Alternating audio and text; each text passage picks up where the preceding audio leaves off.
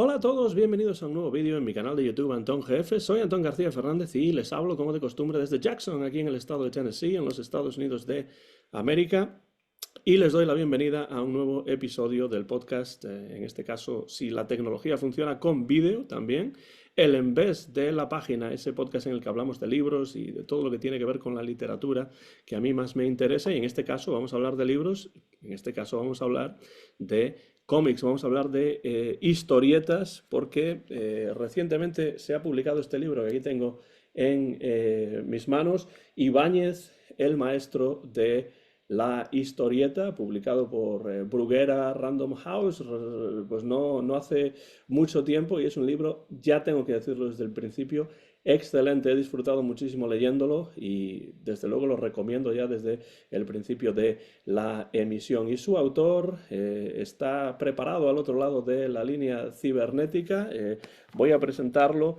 Licenciado en Derecho y en Periodismo, autor de la biografía dedicada a Joan Rafat Roldán, Raf, el gentleman de Bruguera, y crítico de cómics en el suplemento literario Culturas del diario La Vanguardia. Es teórico, divulgador de la historieta, ha publicado mucho en ese campo y además es también historietista. Participó en la revista Mortadelo Extra con la serie Editor, que sigue publicando en la revista Amaníaco, y es autor de tebeos como Sinvergüenzas Ajenas de 1998 y El Ático de 2001. No hay que olvidar tampoco que ha sido galardonado con varios premios, entre ellos el Josep Escobar por una de sus tiras humorísticas, y acaba de publicar este libro. Magnífico libro, Ibáñez, el maestro de la historieta. Jordi Cañizá, bienvenido, benvingut y muchas gracias. Muchas gracias, Antón. Encantado de estar aquí, charlar contigo. Pues es un placer poder tenerte aquí en el Envés de la Página, porque cuando me enteré de la publicación de este libro, pues primero quería conseguirlo y lo conseguí para la biblioteca de la universidad en la que doy clase, y ya rápidamente nada más llegar, que además no tardó mucho en llegar, me puse a leerlo y me parece un libro excelente y además muy necesario, porque no se trata de una biografía al uso, es más bien un estudio de los elementos presentes en la obra de este grandísimo historietista que es Francisco Ibáñez. Y para iniciar la conversación un poco, yo me preguntaba, mis primeros contactos con la obra de Ibáñez, Jordi, tienen que ver con la colección Olé, con los Superhumor, con Mortadelo y Filemón, Botones Sacarino, etcétera, etcétera, etcétera. ¿Cuáles fueron tus primeros contactos con la obra de Ibáñez?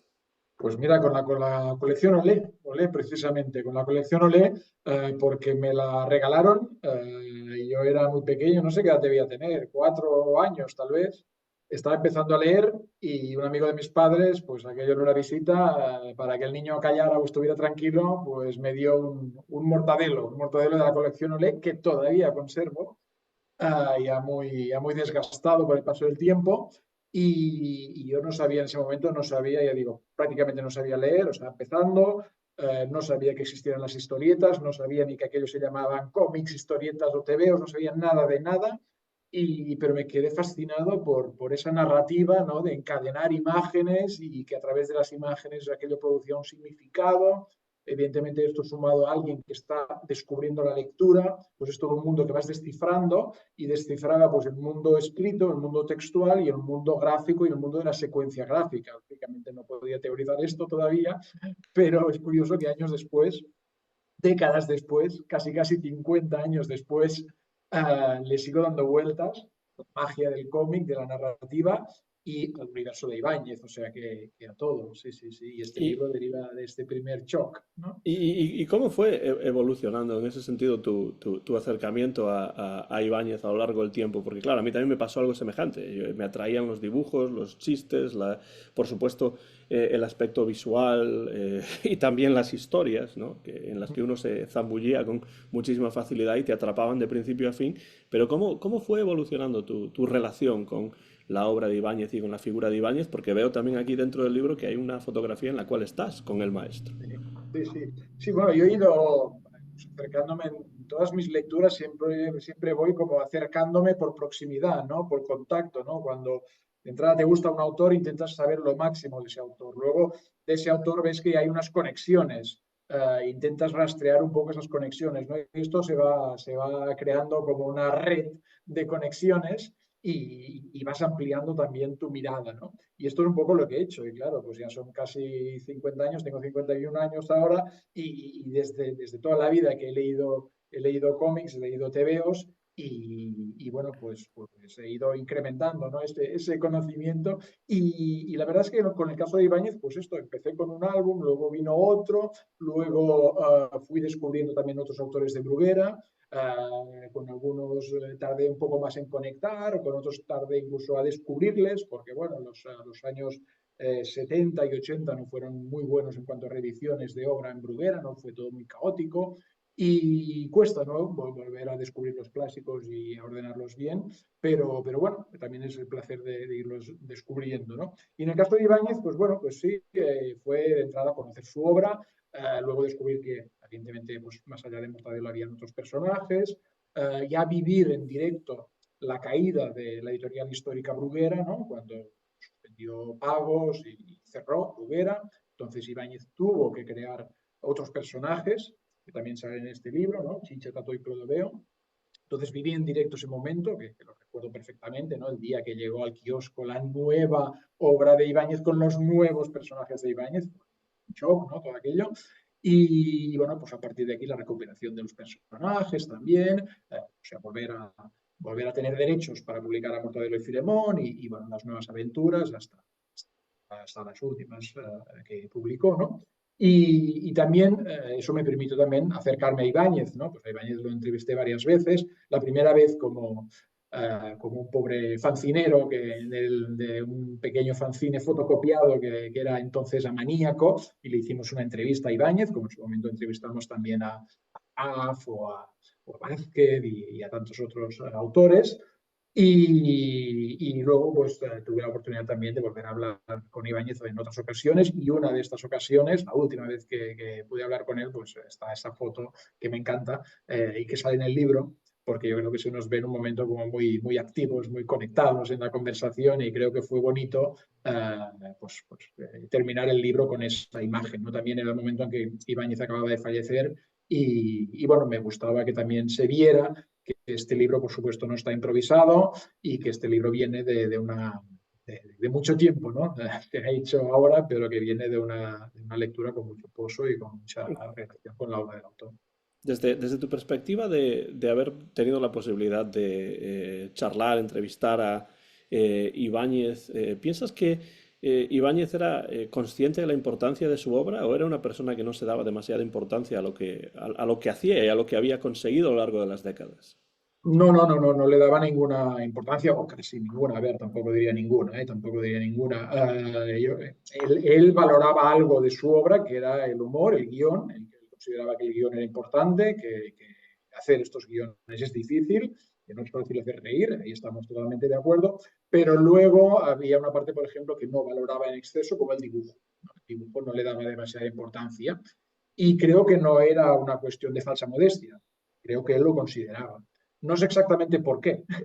No sé si es porque tenía tanto talento que le era muy fácil dibujar y entonces no valoras aquello que no te es difícil hacer, podría ser esto, o sencillamente que lo que consideraba tan importante era el guión y por lo tanto el dibujo pues consideraba que no, ¿no? En cambio hablaba muy bien de otros dibujantes, a veces dibujantes clásicos, incluso dibujantes norteamericanos, ¿no? Decía, a mí no me puedes comparar con Alex Raymond, por ejemplo, ¿no?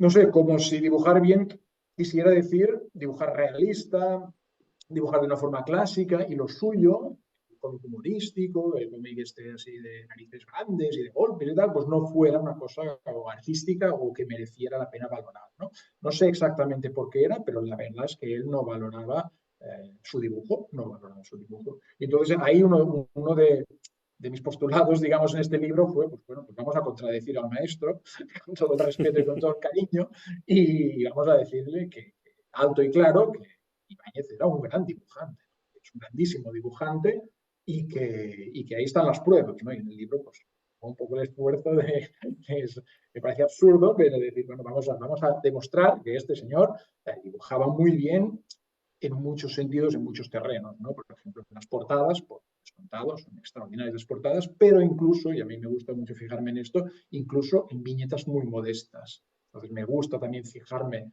en viñetas de esas que pasan desapercibidas, y ampliarlas, reproducirlas bien, con mucha calidad, y decirle al lector, oye, vamos a fijarnos en esta imagen, fijaros la cantidad de elementos, fijaros qué bien Ibáñez compone la página, compone la viñeta, perdón, qué bien equilibrada está, qué capacidad tiene para transmitir el mensaje. Al final el cómic es transmitir un mensaje, es un código que necesita descifrar el lector, ¿no? Y además es una secuencia de imágenes tan rápida, más rápida en el caso de Ibáñez todavía, que casi no te das cuenta, ¿no? Todo un lenguaje, todo un código, y casi no te das cuenta. Y hay momentos en que necesitas parar y decir, oye, fijémonos en esto, y a veces me interesa eso, fijarme en viñetas sencillas o aparentemente sencillas para ver la calidad que hay ahí detrás, ¿no? Que igual era algo, seguramente era algo intuitivo, que él no planificaba la viñeta para decir tiene que ser, era algo que salía de él, porque es alguien que domina el lenguaje, como un escritor que hace una frase perfecta, bien construida, en donde todo está en su sitio, y dices, qué bien escrita está esta frase, ¿no? No tiene nada, no es nada especial, pero es impecable, ¿no? Pues Ibáñez tiene esta capacidad con sus viñetas de hacer esto. Habiendo reflexionado tanto sobre la obra de Ibáñez, ¿tú piensas, Jordi, que de alguna manera en tu trabajo como historietista hay alguna huella, hay alguna influencia, por así decirlo, de la figura y del trabajo de Ibáñez o no? Bueno, hay una huella abrumadora que casi es excesiva. Sí, la verdad es que sí, es enorme, es enorme, es algo de lo que nunca me he podido separar, y bueno, no hay ninguna intención especial, ¿no? Pero es verdad que mi estilo gráfico refleja mucho, Iván, muchísimo, muchísimo. No tanto los guiones, yo creo que con los guiones sí que me he sabido separar, y no sé exactamente por qué, eso al final las cosas salen porque salen, ¿no? Pero, o igual porque me he fijado yo también más en los guiones, en querer explicar algo en un tipo de humor distinto, que haga reír, pero que también te haga reflexionar un poco, o que tenga una cierta incidencia en algo. Pero en cambio la forma de presentarlo es una forma muy brugueresca o muy brugueriana. No sé. Es muy de Bruguera, es muy de Ibáñez realmente, ¿no? Y bueno, que no me molesta en absoluto, pero que sí que yo creo que hay una afiliación muy directa, claramente. Sí, sí. Pues este libro, que es la excusa para charlar contigo hoy, Ibáñez, el maestro de la historieta, una de las cosas que me gustan mucho de este libro, además de la enorme calidad con que está publicado, y creo que esto es algo que está hecho pues con mucho cariño, pero sobre todo con una intención de mostrar la calidad de la obra de este dibujante, que a veces pues se da un poco por sentada, y lo que haces en este libro, que me gusta mucho además, que creo que es muy necesario también, es prestarle atención ya no solamente a la biografía de Ibáñez, que puede ser muy interesante por muchas razones, sino a su trabajo y a los elementos que podemos encontrar y que se pueden analizar en la obra de Ibáñez, no solamente Mortadelo y Filemón, sino las demás series y los demás personajes. ¿Cómo surgió la idea de escribir este libro? Y cuáles eran tus intenciones a la hora de ponerte, sentarte a trabajar y hacer la investigación para escribir esta obra que tiene una calidad excepcional? Pues de entrada fue un encargo de la editorial, del sello Bruguera, de Penguin Random House, que querían hacer un libro de homenaje a Ibáñez, un libro sobre Ibáñez, ¿no? Y bueno, con ellos había colaborado con algunos libros, principalmente una recopilación que se hizo de Carpanta, por ejemplo. Luego colaboré un poco con un libro de Antoni Giral sobre Zipizape. Entonces, bueno, digamos que nos habíamos empezado a conocer, ¿no? Y me plantearon ese proyecto, claro. Nada, tuve que decir que sí, porque no puedes decir que no, hacer un libro sobre la persona que te enseñó a leer y a amar los cómics, entonces no puedes decir que no, ¿no? Pero luego vino el problema, ¿no? Bueno, ¿y qué hago, no? El único requerimiento que había por parte de la editorial era no hacer algo que ya se había hecho, cosa que tiene mucho sentido, ¿no? Y pensé, ¿qué se ha hecho? Realmente no se ha hecho mucha cosa sobre Mm. Ibáñez, no hay muchos libros sobre Ibáñez. Hay un libro de Miguel Fernández Soto, más autoeditado, ¿no? Que viene del mundo de la autoedición, y oficialmente dedicado a Ibáñez, pues tenemos un gran libro de Antoni Giral, El universo Ibáñez, que es magnífico porque hace un recorrido cronológico a la obra de Ibáñez, ¿no? Desde sus primeros pasos en las páginas de historietas como La Risa, de revistas como La Risa, por ejemplo, hasta Crodoveo, pasando por Rompetechos, CCRU, etc., ¿no? Entonces esa visión cronológica ya la teníamos y por lo tanto la descarté. Y pensé, bueno, ¿qué más nos queda? Yo pensé, bueno, nos queda mirar la obra de Ibáñez, nos queda estudiar la obra de Ibáñez, nos queda fijarnos en la obra y que sea la obra la que nos explique algo, ¿no?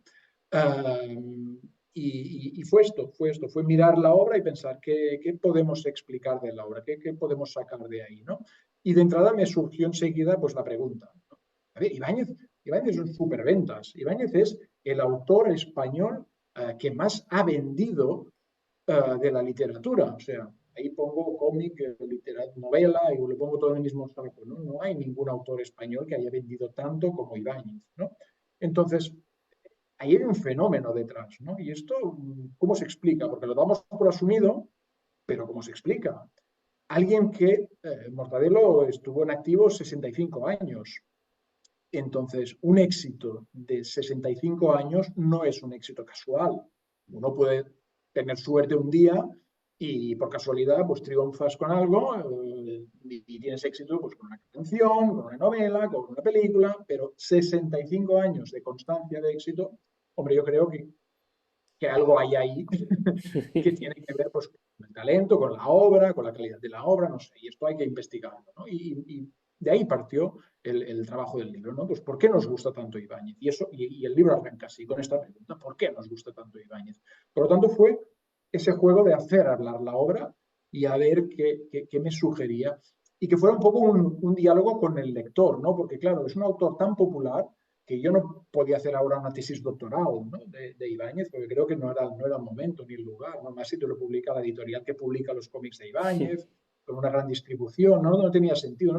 No tenía sentido que este libro estuviera a la venta al lado de un álbum de Ibáñez, ¿no? Pues que esa popularidad que tiene Ibáñez no la tuviera tampoco el libro. Entonces el libro quiere ser ambicioso, porque creo que lo es, quiere tocar cosas que no se han tocado nunca, quiere hablar de conceptos que no se han hablado nunca, pero hacerlo de una forma que cualquier lector de Ibáñez lo pueda entender, ¿no? Entonces creo que, bueno, igual esto es mi faceta periodística, ¿no? Periodistas al final intentamos explicarle todo, seguramente sin saber nada, pero intentamos llegar al público, ¿no? Como vimos es la idea, ¿no? Pues con este libro pretendía esto, ¿no? Señalar cosas y compartirlas con el lector, ¿no? Que fuera como un diálogo.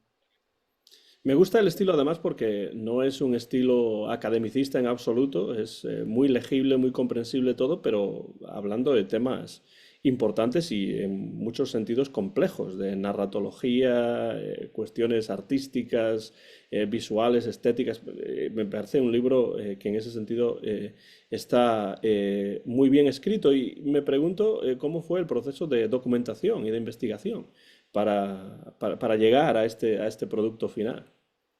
Pues realmente la documentación fue la obra de Ibáñez. Por eso la bibliografía, y alguien me ha preguntado, ¿cómo es que hay tan poca bibliografía? La bibliografía que hay en el libro es un homenaje también. Es un homenaje a Antoni Guiral y a Antonio Altarriba, porque son las dos personas que más han hablado de Ibáñez profesionalmente, con una aportación de Altarriba, por ejemplo, en la revista Le Cahiers de la Bande Dessinée, que era la revista teórica por antonomasia en Europa. Altarriba publicó un ensayo sobre Mortadelo en esa revista. Yo lo leí y ahí para mí fue cuando descubrí que había la posibilidad de teorizar sobre el cómic, ¿no? Fue también un shock, ¿no? Entonces, según el shock que tuve con Ibáñez al descubrir el mundo de la historieta y el shock que tuve con Altarriba descubriendo la teoría de la historieta, ¿no? Por lo tanto, ahí hay un homenaje y hay un homenaje a Guiral porque es la persona que más ha escrito sobre los tebeos de Bruguera, ¿no? No solo con el libro que he citado antes sobre Ibáñez, sino también con un díptico que hay sobre los tebeos cuando los cómics se llamaban tebeos, un libro en dos volúmenes extraordinario que publicó Ediciones Los Jueves en su momento y que es una maravilla y es la Biblia sobre los cómics de Bruguera. Es un libro que te gusta Bruguera hay que tener y es la Biblia, ¿no? Entonces, la bibliografía no deja de ser un guiño, ¿no? Y una invitación a leer también a estos autores, ¿no? Pero realmente para hacer el libro pues no me apoyé en ninguna bibliografía porque me apoyé en la obra de Ibáñez. Entonces lo que hice fue eso, pues, dejar que la obra me hablara, ¿no? Evidentemente, viniendo de donde venimos, de haber leído mucho, de haber eso, pues, leído muchos teóricos, sobre todo franceses, también norteamericanos, evidentemente, como Scott McCloud o Will Eisner, por ejemplo, pero mucha teoría de bande dessinée, digamos, y de ahí pues empezar a tener esos mecanismos para interpretar la obra. A veces incluso no de teoría de cómics, sino teoría plástica, pictórica, narrativa, narratología, me gusta mucho la narratología. Entonces todo eso que estaba en la cabeza, pues cómo lo encuentro en Ibáñez. Y la bibliografía fue toda la obra, ¿no? Aquí lo complicado fue sobre todo que había que cortar. Porque claro, Ya me imagino, sí. poner un ejemplo de humor absurdo, habría 50.000, ¿no? Es muy complejo, ¿no? Pues el golpe, la escena de un humor absurdo, de choque, de humor picante, humor bueno, de composiciones brillantes, de dibujo brillante, todo esto, de elipsis narrativa, pues hay tantos ejemplos, de cualquier cosa hay tantos ejemplos que lo complicado era, pues, ¿no? Que pues, cogías un ejemplo y dejabas 20 fuera, ¿no? Eso era lo complicado, ¿no? Y también quise equilibrar un poco, ¿no? Que no todo fuera Mortadelo, aunque es la obra más extensa y por lo tanto es más fácil apoyarse en Mortadelo que en otro personaje, evidentemente. Quería combinar épocas distintas. Pues bueno, pues lamentablemente si hablaba de sulfato atómico, igual no tenía sentido reproducir una página de Valoria del Toro, que me encanta Valoria del Toro, pero no se puede tener todo. Digamos, si el sulfato atómico ya cubre esa época, pues además ya no hay otra. Y hay álbumes que me encantan, por ejemplo, de los años 70 y que no salen, no sé, pues Los Invasores, Los Guardaespaldas, La Caza del Cuadro, El Caso del Calcetín, me encantan y no salen. ¿Por qué? Bueno, pues porque igual salen Los Monstruos o porque sale El Antídoto y eso ya representa esa época. Entonces, bueno, pero eso fue muy duro, ¿eh? Eso fue la parte peor del libro, de tener que renunciar a cosas, incluso que había hecho la presentación y incluso escaneado algunas imágenes o así, y quitarlo y centrar el tiro en alguna cosa. Eso fue la parte más difícil. Pero fue un gusto eso, pues el mirar la obra y empezar a eso. ¿Cómo explicamos esto? ¿No? Pues el humor metalingüístico. Aquí tenemos un buen ejemplo de humor metalingüístico, de expresividad a través de los insultos visuales o a través de los movimientos.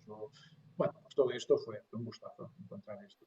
Sí, no Eso la verdad es que está muy bien hecho en el libro porque lo que uno consigue después de leerse el libro completo es una visión global de la obra de Ibáñez, no solamente lo más conocido, sino pues otros personajes menos conocidos, pero también interesantes en su eh, evolución y en su legado historietista, ¿no? Eso me parece muy interesante. Y claro, ya viendo la portada nos damos cuenta en la cubierta de que existe un estilo inconfundible de Ibáñez que uno no puede pasar por alto, porque bueno, forma parte de nuestra vida realmente. Si uno creció en España pues, en los años 70, 80, 90 y bueno, ahora mismo pues evidentemente va a reconocer todo esto, ¿no? Pero este estilo de Ibáñez, ¿de dónde viene? Es decir, ¿de dónde bebe Ibáñez para de alguna manera crear lo que crea? Porque evidentemente nada puede salir de la nada y tiene que haber algo en lo que el propio Ibáñez se fija cuando comienza a trabajar en su obra. Sí, sí. Cuando empieza, justo antes de entrar en Bruguera, está en unas revistas que publicaban otras editoriales no de primer nivel. Bruguera era la primera división de la historieta en esos años. Pero publican otras historietas en otras revistas como La Risa, Paseo Infantil. Entonces ahí es donde se detecta bastante la influencia de Ibáñez, por ejemplo, de un dibujante que se llamaba Emilio Bosch, por ejemplo, que es uno de los que firma más en La Risa, Pero enseguida Ibáñez se desmarca de eso, ¿no? Y evidentemente, pues seguro que mientras publicaba en La Risa, leía Pulgarcito, y ahí pues es evidente que leía, pues por ejemplo, a Nadal o a, o a Jorge, por ejemplo, o por supuesto a Vázquez, ¿no? Pero enseguida hace un estilo muy personal. Y la prueba es que cuando arranca en Bruguera, él arranca a finales de 1957 y crea Mortadelo en enero de 1958. Si ves las primeras páginas de Mortadelo, pues ya ves un estilo propio, ¿no? Un estilo que no imita a nadie. Es un estilo muy, muy interesante, de autor ya con una personalidad. Sí que es verdad que luego, en Bruguera, en la editorial Bruguera, el autor principal pasa a ser Vázquez, ¿vale? Y la consigna es seguir el estilo de Vázquez. Porque no hay que olvidar que Bruguera era una fábrica, era una industria de la historieta, ¿eh? No era como ahora esa percepción de la historieta de autor y todo esto, no, era una industria y se trabajaba como en una cadena de montaje, ¿no? Entonces, bueno, pues ahí quedó, pues porque otros grandes autores como Escobar, como Conti, como Cifré, como Peñarroya, fueron a montar una revista paralela que sería Motivo Vivo, en otra editorial, luego volvieron, pero durante un tiempo, que es cuando llega Ibáñez y también llega Raf, pues hay un hueco, entran los autores nuevos y el autor de referencia en esos momentos en Bruguera es.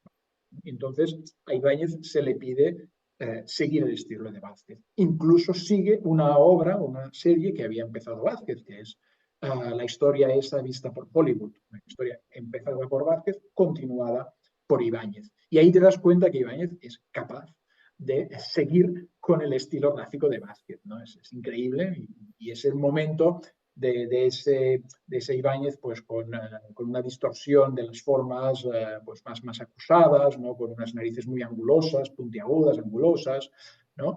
Y esa influencia es clara, ¿no? Y luego hay otro paso que es en el año 69, que es la influencia franco-belga. Es el momento en que también la editorial, insisto que parte de la editorial que sigue con sus planteamientos de esta es la línea que hay que seguir, ¿no? Pues dice, a ver, en Francia está triunfando Asterix, está funcionando la revista Pilot, también están funcionando los álbumes en tapadura, en cartoné, de Spirou, de Franquin. Este es el modelo a seguir, ¿no? Y entonces la editorial dice a sus grandes autores en ese momento, que son Ibáñez, Vázquez y Raf, les dicen que esta es la línea a seguir y que van a publicar una serie de álbumes en tapadura, ¿no? Y entonces es el momento en que estos tres autores hacen un dibujo mucho más detallado, mucho más perfeccionista, y es el momento en el que Ibáñez crea el sulfato atómico, ¿no? Eso dura lo que dura, duran un par de álbumes, y luego se vuelve una línea que yo en el libro llamo un estilo de síntesis, ¿vale? Y a mí es un estilo que me gusta mucho, particularmente, que es el que nace a partir de 1970, a entendernos. Y es el de los álbumes que antes citaba, por ejemplo, de Misión de Perros, de La Caza del Cuadro, de todo esto, ¿no? Y yo le llamo un estilo de síntesis porque ya no es ni aquel estilo de Vázquez, ni el estilo primero de Mortadelo, pero tampoco es el estilo tan depurado de influencia franco-belga, ¿no? Pero las proporciones de los personajes ya son más reales, ¿vale? Que eso es lo que habíamos conseguido en Sulfato Atómico, con Valeria del Toro, esas proporciones más realistas de los personajes. Se mantiene esto, pero el dibujo se simplifica. Y yo creo que ahí Ibáñez encuentra una síntesis brillante de efectividad, de narratividad, de claridad, de personalidad también, porque es un estilo suyo, personal. Tiene ecos de todo, evidentemente, de toda la tradición que lleva a sus espaldas, pero es claramente personal, hasta el punto de que se convierte entonces él en el modelo a seguir de las nuevas generaciones. Y el modelo, digamos, canónico de Ibáñez es el modelo que arranca en 1970, ¿no? De esas historietas, ¿no? Bueno, por eso le llamo ese estilo de síntesis, porque creo que parte de estas influencias y llega un momento así de sintetizarlo. Este dibujo irá evolucionando hasta los años 80, los años 2000 y hasta el final, pero básicamente se mantiene en estas formas. Esa idea de la síntesis me interesó mucho cuando leí el libro porque evidentemente es algo que no conocía, de lo que pues no me había dado cuenta, pero lo que sí me parece evidente es que las decisiones de Bruguera tienen una importancia enorme en la propia obra de Ibáñez y de los dibujantes que trabajaban para Bruguera y me pregunto, en tu opinión, hasta qué punto esas prácticas editoriales de la época que le tocó vivir a Ibáñez determinaron el contenido y la forma, el estilo de su obra. Sin duda la condicionaron, sin duda la condicionaron. Estamos hablando de una visión industrial de la historieta, de producir. Él lo decía siempre, Iván, hay que producir, producir, producir y producir, ¿no? Lo que pasa es que estos autores de Bruguera tuvieron tanto talento que incluso en circunstancias de producción y, digamos, de industrialización, lograron hacer, yo creo que, arte. Ujú. Esto vale para Ibáñez, para Vázquez, vale para Raf, vale para Conti, Cifre, Peñarroya, Jorge, Nadal, Max Smith, Gin, tantos otros, que conviene reivindicar, eh, tantos otros que, a pesar de todos los pesares, a pesar de toda la presión, consiguieron hacer arte con su obra, ¿no? Y de ahí las ganas de reivindicarlo, de decir, trabajaron en unas circunstancias excepcionales, que no son las de hoy. Hoy tenemos la moda de la novela gráfica, por ejemplo, pues que ahí ves que el autor es un autor respetado, respetado a todos los niveles, ¿no? Pues editorialmente, pues, que se pagan los royalties cuando hay ediciones extranjeras, porque se cuida la obra, porque se publica de acorde o con acuerdo al autor, ¿no? Que puede decidir incluso pues, detalles como la presentación, no sé, detalles, normal que lo haga, y por supuesto se respetan los derechos de autor. En cambio, Áñez, como Escobar, como Vázquez, como tantos otros, trabajaron sin este reconocimiento de derechos de autor, por ejemplo. Bueno, pues eso condicionaba todo. Pero lo que me parece magnífico es que a pesar de todo esto, fueran capaces de crear algo tan artístico, de tanta calidad. ¿No? Es un poco como el cine de Hollywood de los años dorados, ¿no? Un especialista, yo no lo soy, pero un especialista te dirá, no, bueno, esto era una gran industria, ahí se trabajaba de estajo, etcétera, etcétera, etcétera. Pero bueno, el cine dorado de Hollywood es el que es y es maravilloso, ¿no? Ujú. Entonces, bueno, esa capacidad de frente a las presiones y frente a las obligaciones, pues alumbrar esa calidad pues, es algo que creo que es fascinante y que los críticos o historiadores, pues, creo que tenemos la necesidad de subrayarlo.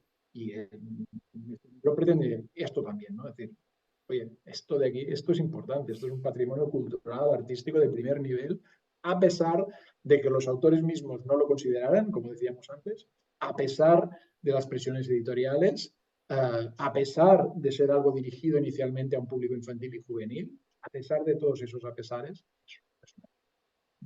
Jordi, ¿cómo se puede explicar que Cataluña fuese un lugar tan fértil para la creación de historietas y cómics pues durante todas esas décadas? Porque es cierto que también se creaba en otras partes de España, pero Cataluña es un lugar particularmente fértil, ¿no?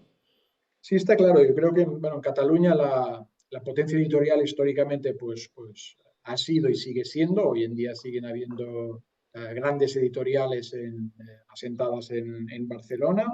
Y en el caso del cómic, pues bueno, creo que también había una tradición, ¿no? Mm. Pues hay revistas antiguas de la época de la República. El mismo Escobar, que citábamos antes, empezó publicando en revistas de la República, cosa que luego pues, bueno, tuvo sus repercusiones para él.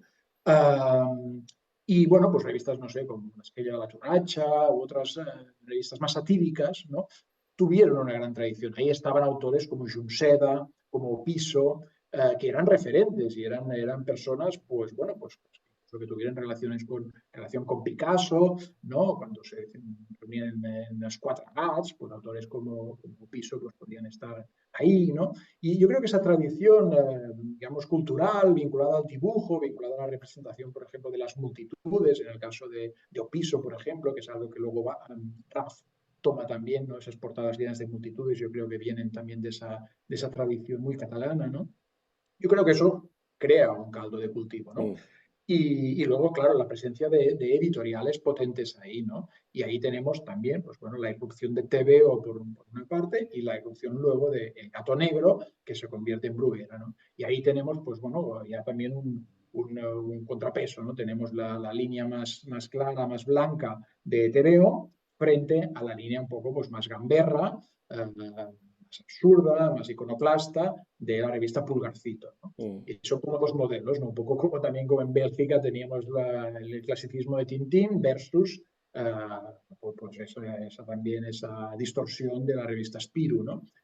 Bueno, pues esto también genera bueno, que haya interés ahí, ¿no? Y por supuesto, eso lo que produjo es que, dada la fama, dada el éxito de esos dos proyectos editoriales, de Veo Pulgarcito, muchos autores vinieran a Barcelona a trabajar, ¿no? O sea, en Mm. Cataluña hubo también mucho talento que vino ahí, ¿no? Vázquez nació en Madrid, Manuel Vázquez vino a trabajar a Cataluña y hay muchísimos autores, algunos que de muy pequeños, creo que era, bueno, Peñarroya, si no me equivoco, es valenciano, había muchos casos que vino a Barcelona porque ahí estaba la primera editorial del país, porque Bruguera fue durante años la primera editorial del país. ¿Piensas que la cercanía con Francia y la cultura francófona quizá también pueda ser un elemento que pueda ayudar a explicar esto? Puede ser, como mínimo, y ya te digo, el caso de los editores lo tenían presente, pero bueno, también tuvieron presente lo que se estaba publicando en Sudamérica, por ejemplo, Mm. ¿no? Y está el caso, lo decía mucho Vázquez, por ejemplo, ¿no? Revistas como Rico Tipo, ¿no? Fueron un modelo para las revistas también de Bruguera, o para el Mm. mismo Tío Vivo. Entonces, bueno, yo supongo que también ahí los editores miraron lo que funcionaba en ese momento, ¿no? Y Contado Francia fue un modelo, está claro. La producción de los álbumes en cartoné demuestran que era un modelo. Y seguro que la proximidad, ¿no? Pues estar Barcelona, estar a 2 horas en coche de la frontera, pues ayuda a que en esa época que no había internet ni nada, que tenías que viajar sí, pues fuera mucho más fácil seguramente cruzar la frontera y ver qué es lo que tenía éxito ahí. Y seguro que eso ayuda, sin duda. Si estamos hablando hoy con Jordi Cañizá en el En vez de la página es debido a esta obra que acaba de salir, Bruguera, Penguin Random House, Ibáñez, el maestro de la historieta, y este es un libro que tiene, bueno, por supuesto, un enorme atractivo en sus elementos gráficos y sus ilustraciones. Y todo el material desde ese punto de vista que se aporta aquí, pero tiene un interés especial por el texto, por el estudio de la obra de Ibáñez y también por la manera en la que este libro está estructurado. A mí me interesa mucho cómo has estructurado el libro, Jordi, porque hay tres partes bien diferenciadas que tienen que ver con el dibujo, con el humor y por otro lado también con las historias. Y entonces me gustaría detenerme brevemente en cada uno de estos tres elementos porque creo que es algo que me atrae mucho de este libro, porque desde luego esos tres elementos son capitales para entender la popularidad de Ibáñez y pues la naturaleza de su obra, ¿no? Por así decirlo. Entonces, si te parece, podemos empezar con el dibujo y me gustaría saber desde tu punto de vista qué es lo que hace tan fascinante gráficamente, ¿no? El dibujo de Ibáñez. A mí se me ocurren muchas cosas, pero me gustaría saber en Hola. especial para ti qué sería. Las podemos compartir, las podemos compartir. Sí, sí, estos tres bloques estructuran el libro porque fue la respuesta que me di yo mismo cuando me pregunté lo que decíamos antes, ¿no? Mm. ¿Por qué nos gusta tanto Ibáñez? Y para mí la respuesta era por el dibujo, por el humor y por la manera de contarlo, ¿no? Que Mm. son las historias, ¿no? Eh, y el dibujo, bueno, el dibujo me parece esencial en Ibáñez, ¿no? Y ahí es donde quería recalcar que Ibáñez es un gran dibujante, es un dibujante súper dotado, como en el libro, y luego digo que lo voy a demostrar, creo que lo demuestro, ¿no? Y es un gran dibujante porque es capaz de dibujarlo todo. Entonces, ahí igual sí que ahí me ha ayudado un poco ser yo mismo dibujante y entender las limitaciones, ¿no? Uno cuando es dibujante limitado como yo, muy limitado como yo, se da cuenta que a veces puedes tener una idea y ser incapaz de dibujarla. O sea, Mm. saber que te va a salir muy mal. O intentarla dibujar, ver que es un fracaso y decir, vamos a pensar en otra idea. Esto Esto es como, pasa. que es como cuando estás jugando al tenis y ves el passing shot en la cabeza, pero luego lo quieres realizar y no te sale y se estrella contra la Eso, red, ¿no? tal cual, tal cual. Y además esto lo ves a veces con otros dibujantes que publican y dices, no sé, muy bien tal, pero esto no. Muy Mm, bien no sé, el decorado, pero las caras no, o los movimientos no sé qué, o la proporción tal, o los animales no, personas sí, pero cuando hace animales, mm. eso pasa. Y muchos dibujantes lo han dicho, "Wow, o sea, cuando tengo que dibujar caballos lo paso fatal". Bueno, no sé, estas cosas pasan. En Ibáñez nunca da la sensación de esto. Nunca. No he visto Mm, nunca ningún dibujo que digas, dibujar esto no le gusta. Nunca he tenido esa sensación, ¿no? Y eso, claro, eso solo puedes hacer si eres muy buen dibujante, mm, ¿no?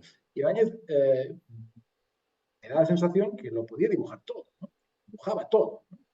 Y claro, además lo demostró porque creó un personaje que era un mutante. Y antes del éxito de Marvel, creó un mutante que era Mortadelo. Y claro, Mortadelo lo disfrazó de todo lo imaginable. Entonces, no hay límites. O sea, si hay que mm. disfrazarlo de buzo, lo disfrazo de buzo. Si tiene que ser un faraón egipto, también. Si tiene que ser una rata, también. Y, por supuesto, todo el mundo que gira alrededor del gag, ¿no? Y ahí es cuando lo relaciono también con el humor, ¿no? Eh, el- la capacidad de dibujar todo le permite también que su humor sea tan expansivo y que pueda hacer humor de cualquier cosa, Mm. porque como lo puede dibujar todo, cualquier cosa que se le ocurra la podrá dibujar. Un elefante con tutú en un patinete bajando por la pendiente, no sé qué. No hay problema, dibujamos y ahí está, ¿no? Entonces, bueno, eso es una capacidad de gran dibujante, ¿no? Pero luego, y para terminar este bloque del dibujo, diferenciar las dos cosas de las portadas, que son extraordinarias. Ahí Mm. hay un momento en el libro que digo, bueno, pues ejemplos de portadas brillantes y pongo tres, cuatro portadas, ¿no? Y ya no digo más, o sea, sencillamente invito al lector a que las mire, además reproducidas directamente del original, con lo cual tienes un plus de atractivo y de calidad ahí, pero que no hay mucho más que decir. Es decir, a ver, juzgad vosotros mismos esas portadas a ver qué os parecen, ¿no? Y luego está lo que decía antes también de la imagen aislada, de la imagen pequeña de la Mm. niña. También ahí es un gran dibujante. Entonces, ahí sí que en el libro quise mostrar las dos caras del Ibáñez dibujante, de las portadas, que es algo como más evidente, que es algo como más suntuoso, pero también de la viñeta pequeña, ¿no? Y por eso digo que el primer punto es que es un gran dibujante. ¿A él le molestaría? Es un gran dibujante. Es que lo de las portadas es especialmente interesante porque ahí no tiene la ventaja de la narración, pero todavía es capaz de crear una narración en un solo dibujo. Claro, claro, ahí ya nos avanzamos al tercer punto, que es el de la adaptación. No, pero es que claro, es que está totalmente ligado. Claro, Mm, yo en el prólogo lo digo, voy a separar dibujo, humor y narrativa, pero voy a hacer el ejercicio de separarlo mm, sabiendo que todo está relacionado. Fíjate que yo antes hablaba del dibujo y ya me iba hacia el humor, porque eso, pues eres un buen dibujante porque sabes dibujar todo aquello que los gags requieren, ¿no? mm, El caso de la narrativa me parece un ejemplo extraordinario.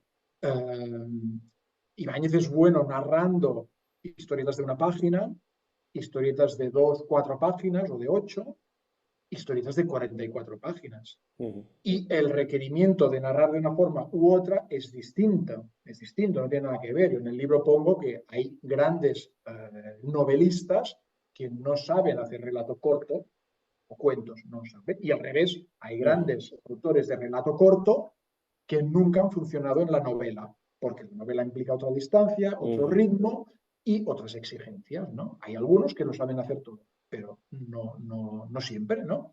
Entonces Ibáñez juega todas las distancias y le funciona. Eso primero. Y luego, en el caso de las portadas, ya me parece un ejemplo superlativo, Mm. porque como tú apuntabas, la portada es otro mundo. La portada no es cómic, la portada es otra disciplina, Ujú. es humor gráfico.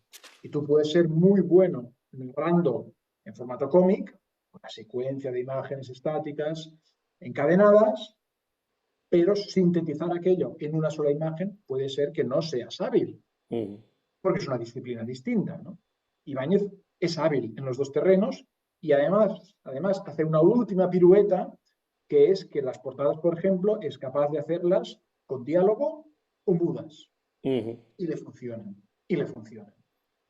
Entonces, bueno, pues, ¿por qué? Porque tiene esa capacidad de incluso de narrar, como decías tú, dentro de la imagen estática y única, dentro de una imagen única, crea una narración. Y en el libro explico mecanismos. Tiene un mecanismo de composición de la página, con una división de la página muy especial, que la repite mucho, que le permite crear como dos espacios, y esos dos espacios crean dos temporalidades y esos dos tiempos le crean una narración. Bueno, es algo que dicho así parece muy raro, pero que que en realidad todos los que hemos leído Ibáñez hemos leído algún ejemplo de estos y lo hemos leído y no nos hemos enterado de la maniobra y de la magia que hace Ibáñez, de la pirueta que hace Ibáñez para colarnos una narración en una sola imagen, ¿no?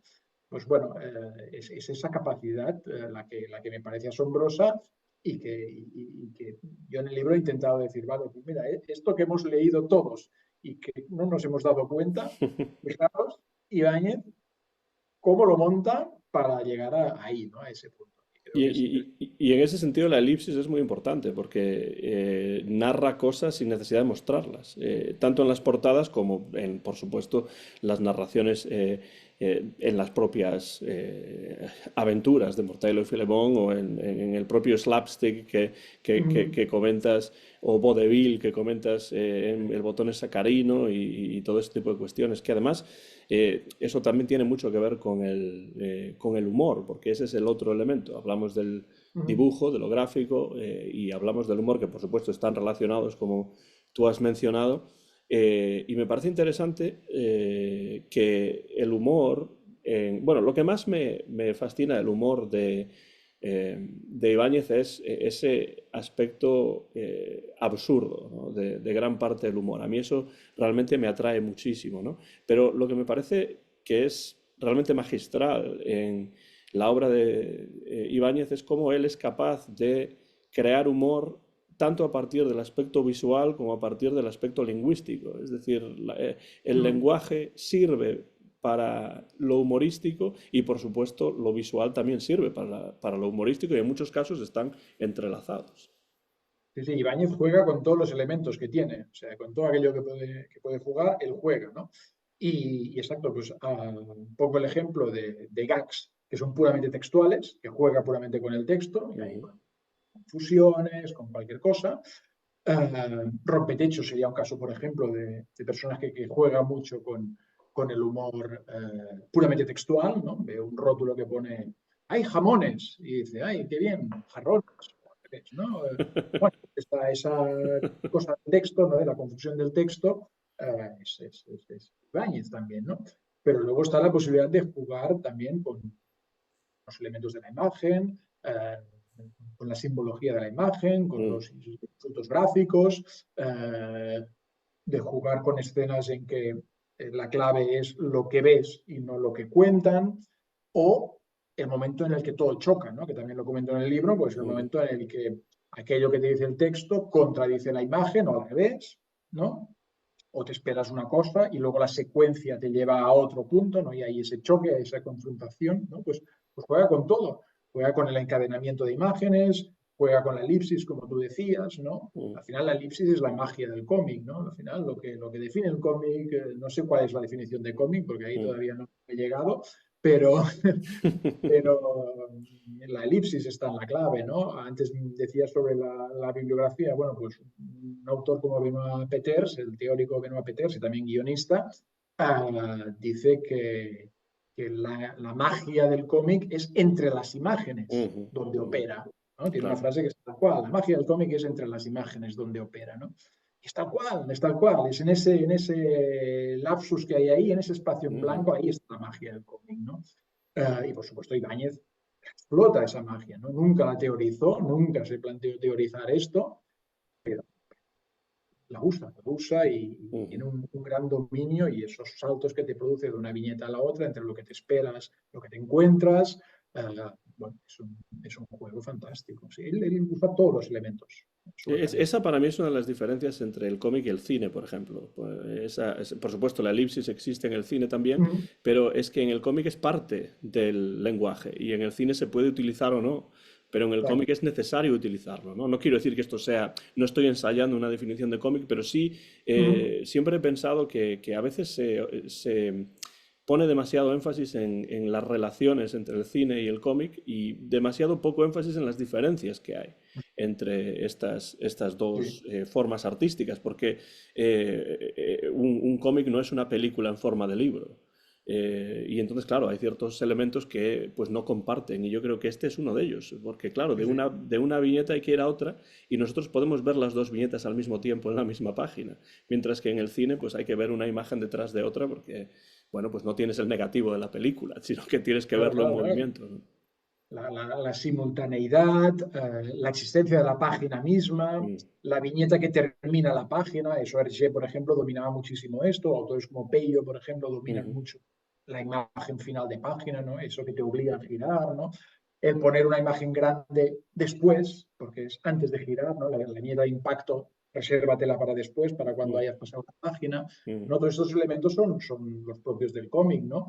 Y eso que dices, pues la elipsis, hay una elipsis narrativa, digamos, por decirlo así, no sé cuál sería el término, pero hay una elipsis narrativa, digamos, que forma parte de la historia, que eso sí, que la comparte cine, novela, gráfica o cómic, pero luego hay una elipsis que forma parte del propio lenguaje, y es que el lenguaje del cómic de por sí ya es Mm. elíptico.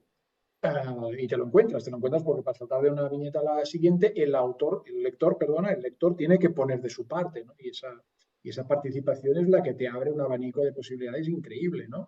Y bueno, me parece algo Mm. fascinante, realmente. Me parece muy interesante en el libro también esa parte del libro en la cual hablas de los referentes cinematográficos de Ibáñez y el cine mudo y el cine clásico y todo eso. Es algo que, bueno, es una parte del libro que leí con especial interés, porque claro, me interesa también el cine clásico y entonces pues ver las relaciones es muy interesante. Claro, claro. Sí, sí, y además me gusta porque tú has dicho eso que se ha comparado igual demasiado, ¿no? El Mm, cine con el cómic. Estoy absolutamente de acuerdo contigo y en realidad en el libro voy un poco por ahí cuando digo, Ibáñez hizo una cosa que puede parecer evidente a la gente que considera que esto es muy parecido, pero que es muy difícil, porque yo también mm, considero como tú que no es tan parecido, que es que Ibáñez hizo algo que es trasladar al papel algo propio del cine cómico, mm, que es ese cine del tortazo, del slapstick, de las persecuciones, del gag, ¿no? El cine cómico mudo, del flaco, de Charlotte, de todo esto, lo trasladó porque le gustaba y lo trasladó a la página, ¿no? Pues la gracia de Ibáñez justamente es que sabe trasladar esa magia del cine cómico al papel y eso no es tan fácil, eso no es tan evidente, son mm. dos lenguajes distintos, ¿no? Pero él encuentra las claves para llegar hasta ahí, ¿no? Y creo que de alguna forma construye un lenguaje dentro del cómic que tiene que ver con el dinamismo, con el movimiento, con la elipsis, justamente porque intenta llegar ahí, llegar a otro lenguaje, ¿no? Y con este intentar acercar a dos lenguajes, pues crea su estilo. Sí, y también con los dibujos animados de Tex Avery, de todos estos creadores estadounidenses de los años 30, 40, 50, etcétera. Claro, claro, claro. La influencia del dibujo animado en el cómic de los años 40 o 50 es enorme, es enorme. Eso pasa en el caso de Bruguera, pero pasa también en Bélgica, por ejemplo, ¿no? Ujú, O en Francia, ¿no? La influencia que Walt Disney tuvo sobre André Franquin, por ejemplo, o sobre Uderzo, es increíble, ¿no? Y cuando ves las primeras publicaciones también en España de Vázquez, por ejemplo, en Pulgarcito, ves mm, que aquello parece Walt Disney, ¿no? Trasladado al papel también, pero es normal. El referente que había en ese momento era el dibujo animado, ¿no? Y muchos dibujantes empezaron también trabajando con el dibujo animado, ¿no? Antes hablábamos de Escobar, por ejemplo, pero tantos otros, ¿no? Combinaron las dos facetas y al final igual se decantaron por una o por otra, pero sí, convivieron estas dos prácticas, ¿no? Y aun siendo muy distintas, ¿no? Eso también lo explican mucho los franco-belgas, ¿no? Franquin, Morris, Peyo empezaron también en los dibujos animados, se pensaban que luego el cómic era un poco lo mismo y luego vieron que no. Pero de entrada pensaban que todo era parecido, ¿no? Sí, esta relación de Josep Escobar con los dibujos animados, yo no la conocía en absoluto y pues me enteré de ella gracias a una conversación con Joan Manuel Soldevilla, que escribió un libro acerca de Josep Escobar y pues haciendo la investigación, leyendo el libro, pues me di cuenta de que habían existido esas películas de dibujos Sí, sí, animados sí. producidas en Tuve España en la esa época. suerte tuve la suerte de ver en la Filmoteca de Cataluña la edición restaurada, hace, no sé, una cosa de un año más así, que se estrenó la edición restaurada del largometraje de Josep Escobar, Érase una vez, que es Ujú. la versión de la Cenicienta alternativa a Walt Disney, ¿no? Y bueno, la verdad es que es muy interesante y además increíble el trabajo de restauración que se hizo con esta obra, porque solo existía una copia en blanco y negro, con muy pocos fotogramas en color, y a partir de esos pocos fotogramas han restaurado una obra. Y la verdad es que si tenéis la oportunidad de verla, pues vale la pena. Hay momentos muy, muy imaginativos. Y incluso ves momentos de conexión con el cómic de la época. Hay una Ujú. escena con fantasmas, que esos fantasmas son como muy de cómic, pero del cómic de la época. El cómic ese del Pulgarcito de los años 50 y eso es una... Jordi, el tercer elemento que exploras en el libro y del que ya has hablado un poco es el aspecto narrativo, las historias y Ibáñez como narrador. ¿De qué maneras Mm. dirías tú que evolucionó Ibáñez como narrador a lo largo de una carrera tan larga como la que él tuvo, que comentabas antes que Mm. se extiende durante unas 6 décadas más o menos?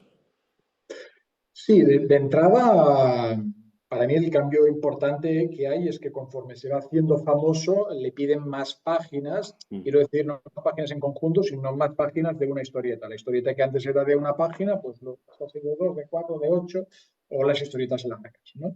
Entonces, esto es un primer cambio que afecta a la parte narrativa, ¿no? Y cómo esa extensión del relato, al final es una extensión de la narración, cómo Ibáñez enseguida sabe adaptarse y también sabe encontrar soluciones. Y ahí igual las soluciones más imaginativas vienen cuando se trata de hacer álbumes largos, ¿no? A la que empieza con el sulfato atómico, Gabriel y al Toro, el caso del bacalao, etcétera, etcétera, pues vas viendo que Ibáñez va buscando soluciones a esto, ¿no? Empieza con una historia continua, que no tiene partes, y luego va introduciendo el concepto de capítulos, ¿no? Por ejemplo, contra el gang del chicharrón hay unos capítulos que además empiezan con un título específico, ¿no? Pues ahora combate con tal, o busca a tal personaje, ahora tal. Y luego estos capítulos ya dejan de mencionarse como tal, pero existen, ¿no? Y ahí está, pues, los años 70, Misión de Perros, o a las armas, o el antídoto, que cada capítulo, el cuadro, etcétera, cada capítulo es algo relacionado, ¿no? Pues en el caza del cuadro, pues en cada capítulo hay un cuadro, ¿no? Y eso es lo que fue la solución de Ibáñez para contentar a todos sus lectores, para que aquel que compraba la revista en el kiosco cada semana o puntualmente alguna semana, pues tuviera una historieta que empezaba y acababa, ¿no? Era un episodio y empezaba y acababa. Pero luego, cuando se recopilaba en álbum, eso tenía una lectura continua, esos saltos, digamos, con esos capítulos, pero lectura continua al fin y al cabo, ¿no? Y eso me parece ya un primer ejemplo brillante de cómo un autor se adapta a las necesidades de mercado, ¿no? Y cómo él mismo, insisto, cambió también o probó Ujú. cosas, ¿no? Vio que, bueno, que igual la fórmula esa continua pues no satisfacía al lector porque al final le interrumpías, en cambio si lo encapsulaba con esos, entre comillas, capítulos, pues daba mejor respuesta a su lector, ¿no?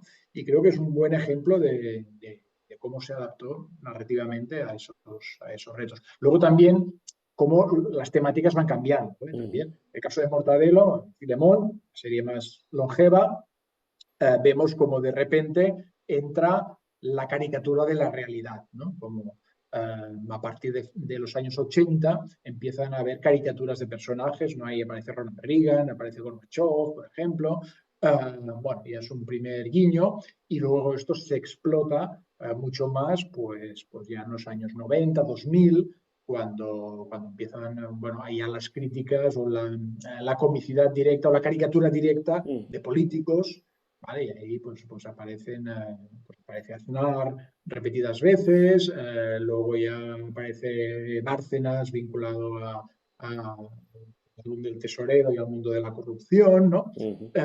Bueno, vas viendo que la realidad se introduce ahí, como por ejemplo también con los famosos álbumes de Olimpiadas o de Mundiales, Mundiales. ¿no? Que, Ujú. bueno, conforme van llegando los eventos, pues toma esa parte de la realidad y mete a sus personajes en este contexto.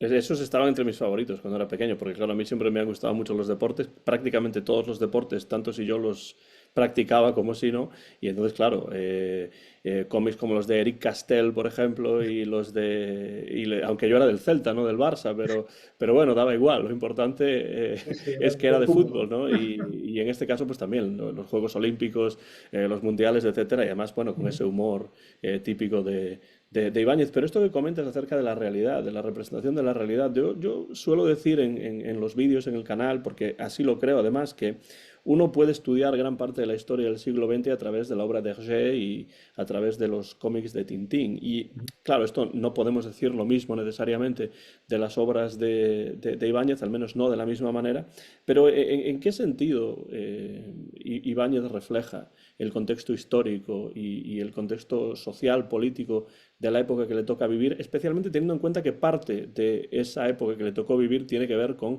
los últimos, bueno, los últimos años, no, la dictadura franquista en prácticamente su totalidad, ¿no? Ujú. Bueno, yo creo que la parte esa que cubre pues, la dictadura la vemos básicamente en lo que no podían hacer los Mm, autores, ¿no? Por ejemplo, la representación de personajes femeninos, o sea, impensable porque la censura, la mínima que veía alguna representación femenina que no fuera una mujer, y por supuesto una mujer que ellos no consideraban atractiva, pues todo aquello era motivo de censura, ¿no? Y digamos que en ese momento la obra de Ibáñez responde como un poco a la contra, ¿no? Por ejemplo, en Trece Rue del Percebe hay una familia que inicialmente tenía una figura femenina de una hija, ¿no? mm, Bastante bien parecida. Esa hija desaparece, ¿no? está. Desaparece aquí. Exacto, pues en las primeras entregas veréis una chica rubia que desaparece, ¿no?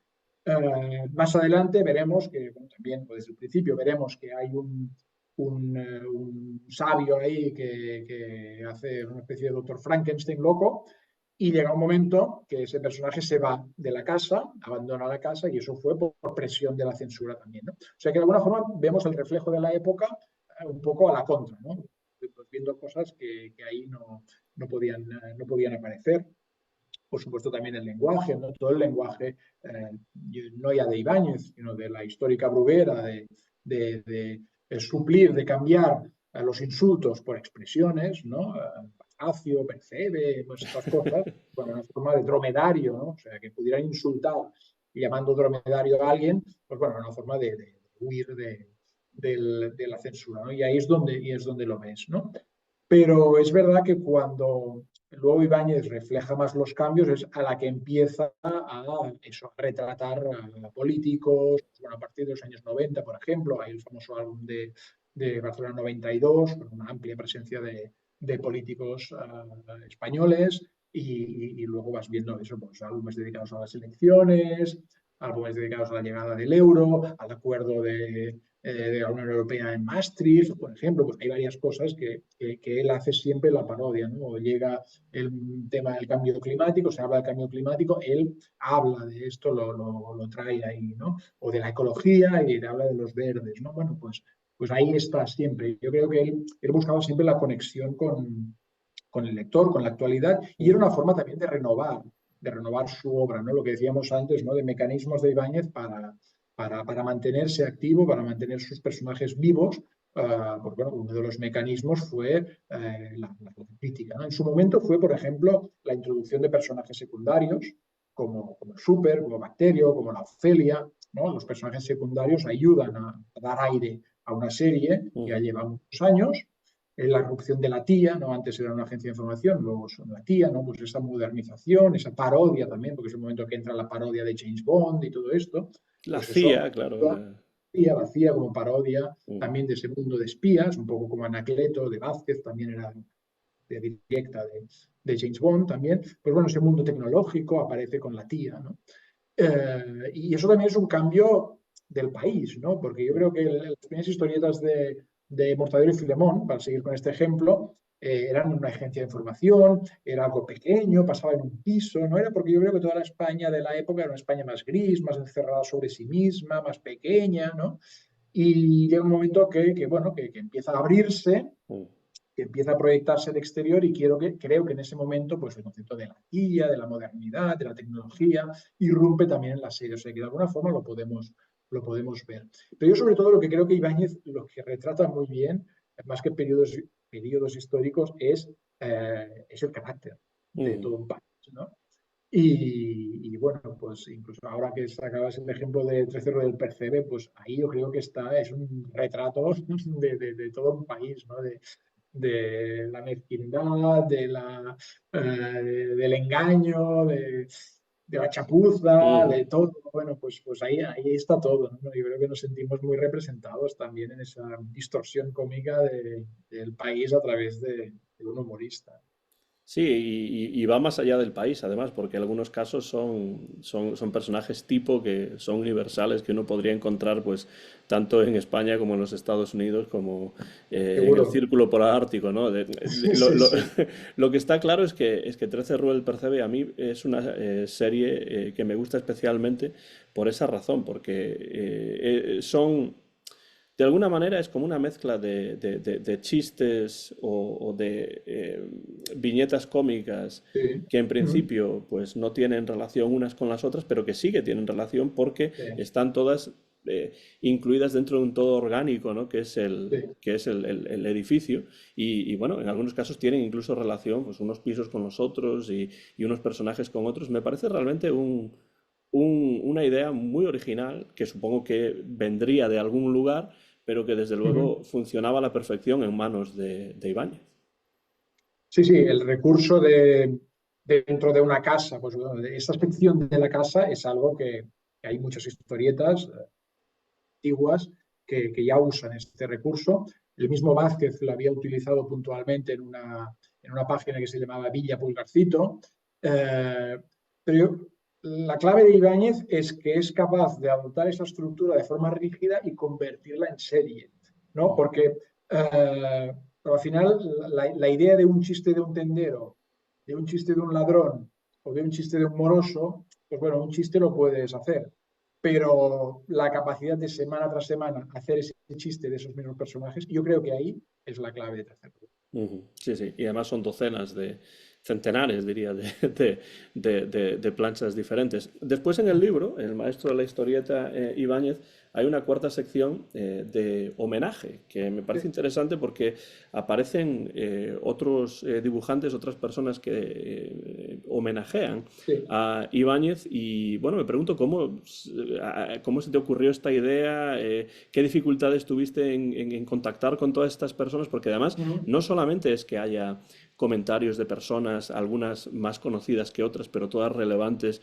en el contexto de la obra de Ibáñez, sino que hay también homenajes gráficos Sí. hechos por otros Sí, artistas que de alguna manera pues se sienten cercanos a Ibáñez, ¿no? uh-huh. Sí, ahí la idea es que, claro, Ibáñez es un autor tan popular que pensábamos que una forma de acabar el libro era pues, llevando esa popularidad al final del libro, ¿no? Y dando voz a sus lectores. Al final era dar voz a sus lectores. Y hay dos formas de dar voz a sus lectores en este libro, pues a través de un texto o a través de un dibujo, ¿no? Y ahí sí que en el dibujo intentamos que en la medida de lo posible fuera una versión, por ejemplo, ¿no? Plantear la versión, porque creo que la versión es algo que da mucho juego, porque ves claramente lo que estás homenajeando y ves también claramente cómo es tu visión de eso, ¿no? Cómo lo adaptas, ¿no? Y es algo que curiosamente en el cómic no se hace mucho. Eso que es tan habitual en la música, ¿no? Hacer Ujú. versiones, constantemente salen nuevas versiones, en cómic no aparece, ¿no? Y pensé que una buena forma de homenajear a Ibáñez era pues, bueno, haciendo una versión, ¿no? Y me hace mucha gracia pues, cuando ves a los autorazos que hay aquí haciendo versiones de páginas, en el caso de Ana Peñas o de Nadia Jafit o de Lorenzo Montatore o de Paco Roca, pues, bueno, haciendo versiones bueno, pues te da a entender muchas cosas, ¿no? Por ejemplo, y ves que esos universos vienen también de ahí, ¿no? En el caso de Montatore, pues que es un autor que me encanta y que de entrada parece que esté a las antípodas, porque es muy moderno y muy rompedor y tal, y te das cuenta que te hace un rompetechos y dices, no, no, es que Montatore viene de aquí, ¿no? Viene de esta Ujú. tradición. Me parece maravilloso. Sí, además es como pasar la obra de Cervantes por el tamiz, por los ojos de estas personas que pues tienen, como tú dices, estilos que a veces parece que puedan estar en las antípodas de los de Ibáñez, pero que tienen ciertas conexiones, evidentemente, ¿no? Eso me pareció muy interesante ya de por sí, tener esa idea y, bueno, pues conseguir reunir a todos esos autores. Yo creo que hace que este libro sea todavía más interesante para los amantes del cómic. Si tuvieras que elegir algunos aspectos, Jordi, del legado artístico de Ibáñez que piensas que son más relevantes, ¿cuáles serían esos aspectos? Es decir, en 100 años, ¿por qué se recordará a Ibáñez, pues tanto dentro como fuera de las fronteras de España? Yo creo que se recordará por el humor, ¿no? Por la capacidad de hacernos reír y que eso derivó en su éxito, ¿no? Al final, su éxito se deriva de la capacidad de conectar con el lector, ¿no? Y eso nosotros lo podemos revestir de mil teorías y hacer mil análisis, pero hay una cosa más directa, más fresca, que es la capacidad de conectar, ¿no? Y esa conexión es con el humor. Ibáñez es ante todo un gran humorista y gracias al humor supo conectar, ¿no? Entonces, todo lo que hace Ibáñez, todo lo que podemos hablar de Ibáñez, viene basado en que su objetivo es hacernos reír. Entonces, todo lo que teoricemos y hablemos de Ibáñez, siempre tenemos que tener claro que el foco era llegar ahí, ¿no? Si dibujaba algo espectacular, era porque detrás había el humor. Si consigue una elipsis magnífica, es porque detrás hay el humor. O sea, que el humor es la clave de Ibáñez. Yo creo que todo lo demás son mecanismos para llegar ahí. Ese elemento humorístico, ¿piensas que hace más fácil o más difícil la presentación de Ibáñez a lectores de otras culturas, de otras lenguas, quiero decir, fuera de España? Sí, bueno, de entrada, claro, la traducción es muy importante. Por suerte tenemos el caso de en Alemania, que ha triunfado Ujú, Ibáñez y sobre todo Montague y Filemón ha triunfado. Eh, con lo cual quiere decir que eso que decías tú antes también, que los personajes que retrata Ibáñez son ujú. internacionales, aunque a mí me parezcan muy nuestros, pues no son tan nuestros, son de todos, son de la Algunos especie más que humana. otros, quizás se podría decir. Pero sin duda, pues una buena edición, una buena traducción, pues parece que permite conectar con el público, ¿no? Pues ojalá hubiera más ediciones de Ibáñez en otros mercados. La prueba de que ha funcionado en Alemania, pues puede decir que seguramente podría funcionar en otros lugares. No sé si depende de eso, de encontrar el formato de edición. A veces los formatos del cómic Ujú. son distintos, funcionan en un país a otro. Sin duda la traducción tiene que ser algo importante. No sé, habría que Pero en verlo. Alemania ha funcionado en traducción alemana, ¿no? Entre la comunidad de Sí, emigrantes sí, sí, sí, en españoles de traducción Alemania. alemana. Mm. Traducción alemana y desde hace muchos años. En los años 80 yo ya recuerdo haber visto mucho Mortadelo y Filemón ahí, Clever and Smart, y sigue publicándose ahí, sí, sí, sí, Eh, en alemán. Realmente una cosa de la que se ha hablado mucho, ¿no? Recientemente, bueno, en los últimos años, en relación con Tintín, por ejemplo, es las mejores y las más adecuadas maneras de preservar este legado artístico de Hergé y qué va a ocurrir Ujú, con la propagación de Tintín a lo largo de las décadas venideras y las nuevas ujú, generaciones que se puedan acercar a este cómic. En sí, el caso de Ibáñez, y creo que recientemente eh, ha salido una entrevista con su hija que he leído con mucho interés en este ujú, sentido, ¿cuáles piensas tú que serían las mejores maneras, ¿no? de preservar en un futuro el legado artístico ujú. de Ibáñez. Es decir, si tú tuvieses poder de decisión, ¿qué recomendarías hacer No, para conseguir esto? no, ahí sí que el poder de decisión no, mío, nada, nada, nada. Ahí la clave, y es una pregunta que me han hecho mucho a raíz de este libro, ¿no? Cuando he hecho entrevistas o presentaciones, y me han dicho, bueno, ¿qué se hará ahora con Mortadelo? Y bueno, siempre decía lo mismo yo. Ibáñez abrió la posibilidad a que hubiera más Mortadelo dibujado por otras manos, abrió esta posibilidad, ¿no? Cosa que no abrió esta posibilidad de Hergé, por ejemplo. Eh, Eso es punto uno. Punto dos, también decía, esto al final va a depender de lo que diga la familia.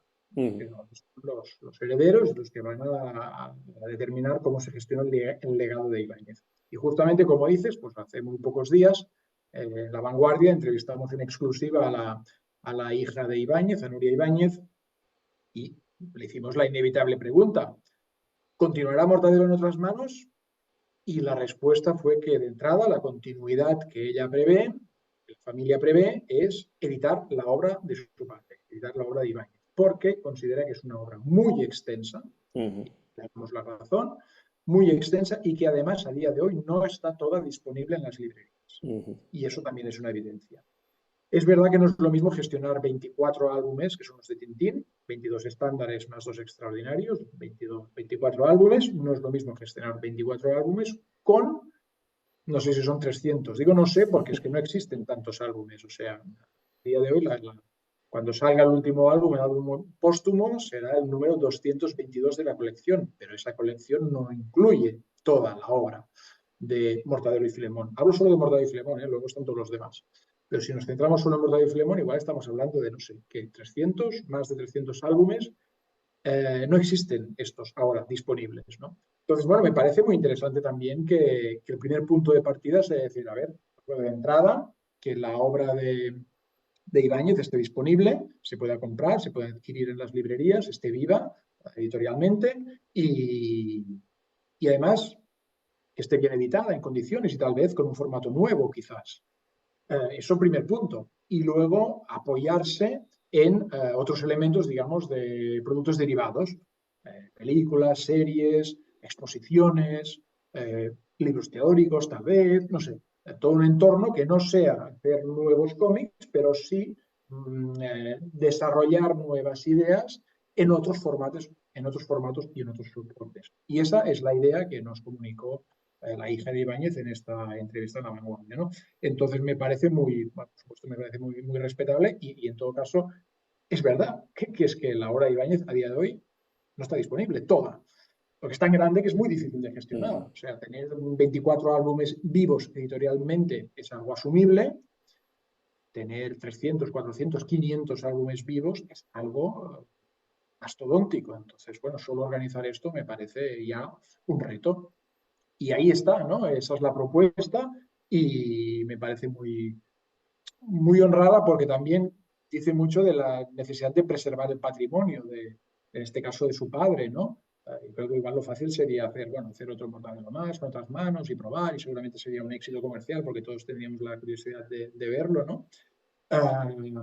Pero bueno, me parece también muy, muy, muy digno, muy humano y que tiene mucho sentido decir, a ver, la obra de Ibáñez no se ha editado bien, no nos engañemos, lo que decíamos Ujú, antes, es una obra muy popular, muy de consumo, muy de gran público y no se ha editado bien, ¿no? El objetivo justamente de este libro fue reivindicar un poco esto, ¿no? Publicar imágenes de Ibáñez en gran calidad, como nunca se habían publicado, ¿no? Bueno, pues ¿por qué no? Igual ha llegado el momento de reivindicar la obra de Ibáñez también desde el punto de vista editorial y tener una buena colección de álbumes suyos, no sé. Hay que verlo, pero de entrada la respuesta fue esta y vamos a ver qué supone esto para el futuro. Pero bueno, yo creo que como lectores de Ibáñez, creo que todos estaremos encantados de tener su obra disponible, porque es algo que nos falta a día de hoy. A mí me parece una óptica muy, muy adecuada, porque además de lo que tú dices, que no está toda la obra disponible, la que está publicada pues no siempre está en la mayor calidad o en las mejores ediciones posibles y eso sería pues como se dice en inglés, un upgrade, ¿no? Como una mejora de, Ujú. Sí, de sí. lo que ya existe para pues preservar ese patrimonio. Y además, alguien como yo, que soy gran coleccionista de Tintín, pero solamente de los libros, no me interesan tanto las figuritas y los juegos y las placas y esas cosas, Sí, pues sí. que sean los libros lo que se lleve el foco especial, pues Ujú.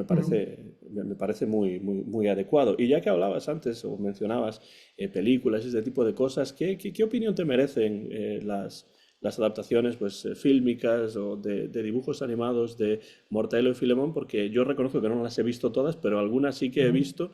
Y bueno, como en el caso de Tintín, pues los álbumes son los álbumes, pero hay mejores productos y productos quizá no tan buenos desde el punto de vista Ya. cinematográfico y de dibujos animados, ¿no? Bueno, yo me quedo con los álbumes también, lo mismo que me pasa con Tintín también, pero sí que es verdad que diferenciaría entre lo que fueron las películas de animación históricas, Mm. que eran muy lamentables, la verdad es que eran muy lamentables las películas de dibujos animados, y en cambio lo que se ha hecho más recientemente, ¿no?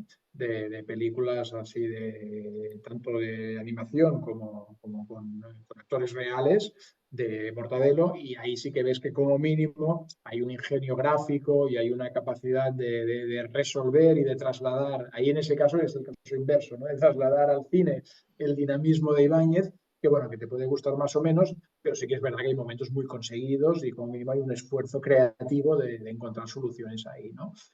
Sí que es verdad que para mí no transmite lo mismo, a veces la comicidad igual es un poco como, no sé, incluso a veces hay momentos un poco vulgares, ¿no? En cuanto a expresiones o a cosas que Ibáñez nunca usó, ¿no? Por ejemplo, que me chocan un poco, pero sí que es verdad que hay una capacidad como plástica de producir ese universo en otro formato que, bueno, que yo creo que es valioso.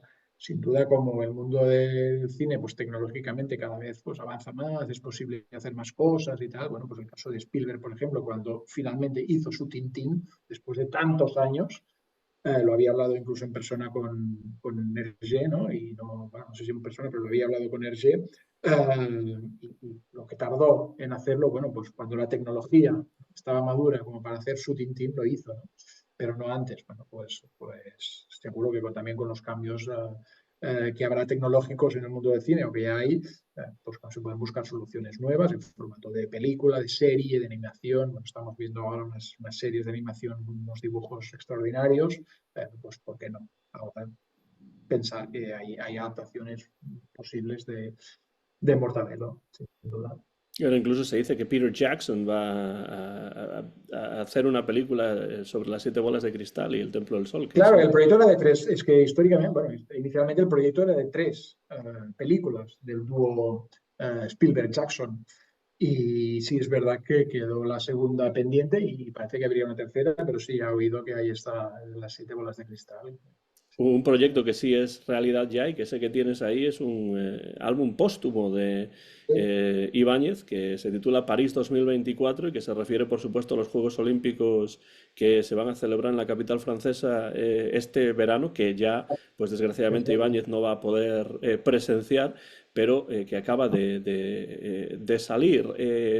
Hay un prólogo en este libro a cargo Ujú, de Arturo Pérez Reverte, que creo que es un gran fan también del sí. cómic de Ibáñez, y tú, Ujú, Jordi, escribes un epílogo, creo que esto está ujú. publicado tanto en español como en catalán. Sí, sí. No sé si me equivoco en esto, o sí que está Sí, en sí, sí, catalán no, no, también. Sí, sí. todo lo que has dicho es perfecto. Y, Impecable. y bueno, yo no lo tengo todavía, me Ujú. interesa y bueno, sé que este verano tengo pensado pasarme por Galicia, con lo cual lo adquiriré en esos momentos.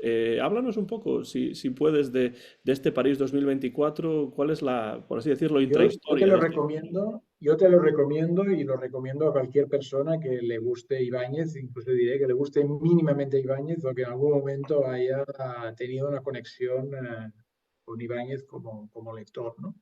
Porque es un álbum extraordinario y es un álbum que no se parece en nada. Pero yo de verdad creo, y te lo digo sinceramente, que si en tu biblioteca personal tienes que tener 4, 5, 10 álbumes de Ibáñez, este tiene que ser uno de estos, ¿eh? De verdad te lo digo. Porque es el único álbum que da mucha pena porque es el último y será el último.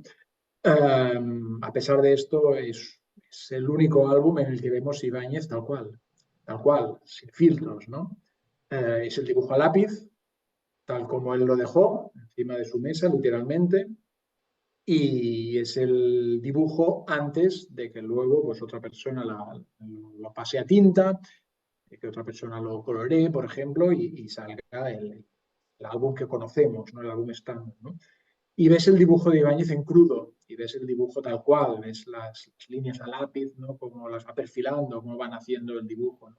Y yo creo que es una lección de dibujo, es una lección de dibujo, si te gusta el dibujo, es una lección de expresividad, hay viñetas preciosas, de todo tipo, de las persecuciones habituales, de disfraces, de explosiones, hay todo, todo el universo propio, típico de Ibáñez está, y lo tienes ahí en real, ¿no? Salido de su lápiz, ¿no? Ves el trazo, ves la intensidad del lápiz, lo ves todo.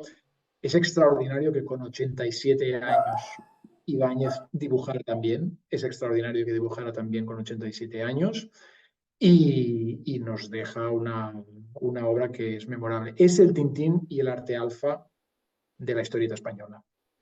Pero no Es... inacabado, sino pues sí terminado antes del fallecimiento de No, Ibáñez no, y... Ah, inacabado inacabado, también sí. se termina en la página 20. Ajá. O sea que es exactamente es nuestro Tintín y el arte Ujú. alfa. Ah, esto es lo que Y yo no sabía. Yo pensaba que lo había sí, terminado, pero que no, que había quedado así no, no, en bocetos y en el dibujo que tú describías, pero completo. no, hay 20 páginas y en realidad cuando falleció estaba haciendo la 20, con lo cual la 20 es distinta de todas las demás. Y Hay volvemos décimas. además en este caso, a los Juegos Olímpicos, a otro evento a Sí, nivel mundial, ¿no? sí.